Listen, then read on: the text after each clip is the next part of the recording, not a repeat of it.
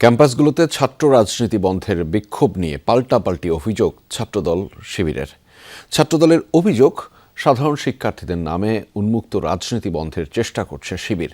অভিযোগ নাকচ করে শিবির নেতারা বলেন, দখলের রাজনীতি করতে না চাওয়ার অধিকার জানাচ্ছে শিক্ষার্থীরা। অন্যদিকে বিক্ষোভ তথা অপরাজনীতির জন্য দুপক্ষকেই দুষছে ছাত্রশক্তি।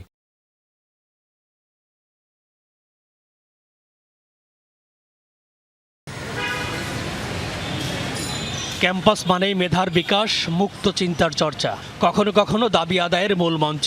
তবে বছরের পর বছর ছাত্র রাজনীতির নামে চলা নির্যাতন ও দখলদারিত্ব বিষিয়ে তুলেছে ক্যাম্পাসের পরিবেশ। তাই ছাত্র রাজনীতি পুরোপুরি বন্ধের বিষয়ে পক্ষে বিপক্ষে মত সাধারণ শিক্ষার্থীদের। হুটহাট বলবো না যে ছাত্র রাজনীতির দরকার নেই।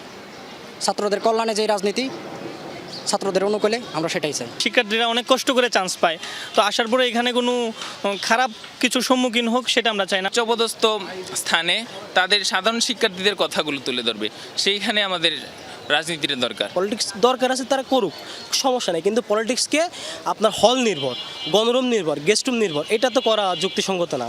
গেল কয়েকদিনে ছাত্র রাজনীতি বন্ধে ইডেন ও তিতুমির কলেজ সহ বিভিন্ন ক্যাম্পাসে বিক্ষোভ হয়েছে। প্রশ্ন উঠছে সেসব আন্দোলন নিয়ে। ছাত্র দলের দাবি, সাধারণ নামে বিক্ষোভ করলেও তারা কেউ দল নিরপেক্ষ নয়। অভিযোগ, শিবিরের নেতাকর্মীরাই পরিচয় গোপন করে রাজনীতি বন্ধের দাবি জানাচ্ছে।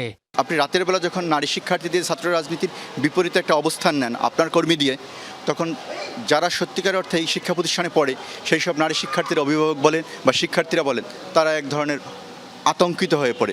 তাদের যে আপনার ইসলামী ছাত্রী সংস্থা রয়েছে, সেই ছাত্রী সংস্থাকে ব্যবহার করে তারা সাধারণ শিক্ষার্থীর ব্যানারে এই ধরনের একটি আন্দোলন তারা পরিচালনা করছে। ছাত্র শিবির যদি রাজনীতি নিষিদ্ধ করতে পারে, সেই ক্ষেত্রে গণরুম গেস্ট রুম আবার চালু হতে পারে। যদিও এমন অভিযোগ নাকচ করেছেন ছাত্র শিবির নেতারা। বলেন, রাজনীতি না করাও শিক্ষার্থীদের অধিকার। জোরপূর্বক হল দখলের নামে রাজনীতি নিশ্চয়ই সমর্থনযোগ্য নয়। নেত্রকোনা মেডিকেলে কান্দরে উদ্ঘোষ করানো, কিংবা সিটের রাজনীতি ফিরিয়ে এনে আসা, কিংবা ক্যাম্পাসের চারপাশে প্রত্যেকটা মোড় এবং রাস্তার দোকানে চাঁদাবাজির স্ট্রাকচার ডেভেলপ করে চাঁদাবাজির যে ঘটনা, সেগুলো যখন শিক্ষার্থীরা দেখেছে, সে অপরাধ যখন পত্রিকায় আসছে, সেগুলোকে চাপা দেওয়ার জন্য পাল্টার একটা বয়ান উৎপাদন করার চেষ্টা। ক্যাম্পাসের ছাত্র রাজনীতি থাকবে কি থাকবে না, অধিকাংশ শিক্ষার্থী কি চাচ্ছে? তো ছাত্রদল সেই রাস্তায় না হেঁটে যারাই ছাত্র রাজনীতির বিপক্ষে কথা বলবে তাদেরকে একটা ট্যাগ দিয়ে দমানোর চেষ্টা করবে, এটা তো রাজনৈতিক সংস্কৃতি হতে পারে না। ছাত্র শক্তির নেতারা বলেন, সংকটের পেছনে দায়ী ছাত্রদল ও ছাত্র শিবির। পুরনো ধাঁচের রাজনীতি চায় না শিক্ষার্থীরা।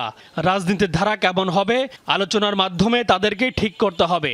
ছাত্র রাজনীতি অবশ্যই থাকবে, কিন্তু এর মডেলটা কেমন হবে? সেই মডেলটা হবে যাতে করে এই যে আধিপত্য বিস্তারের দ্বন্দ্বটা না থাকে, এবং তারা দলীয় লেজুর বৃত্তি করবে কি করবে না, সেই প্রশ্নটা প্রত্যেকটা ছাত্র সংগঠন বসে ডিল করবে। সংঘাত তো কাম্য নয়। এখানে ক্যাম্পাস যাতে স্থিতিশীল থাকে, সেটার জন্য তাদেরকে অবশ্যই বসতে হবে।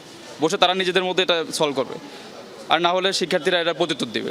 সহিংসতা মুক্ত নিরাপদ ক্যাম্পাসে শিক্ষার সুষ্ঠু পরিবেশ নিশ্চিতের দাবি সবার। তবে চলমান সংকট কাটিয়ে কিভাবে একটি সুস্থ গণতান্ত্রিক পরিবেশ ফিরিয়ে আনা যায়, সেটাই এখন বড় challenge. M A Aziz, Jamuna news, Dhaka.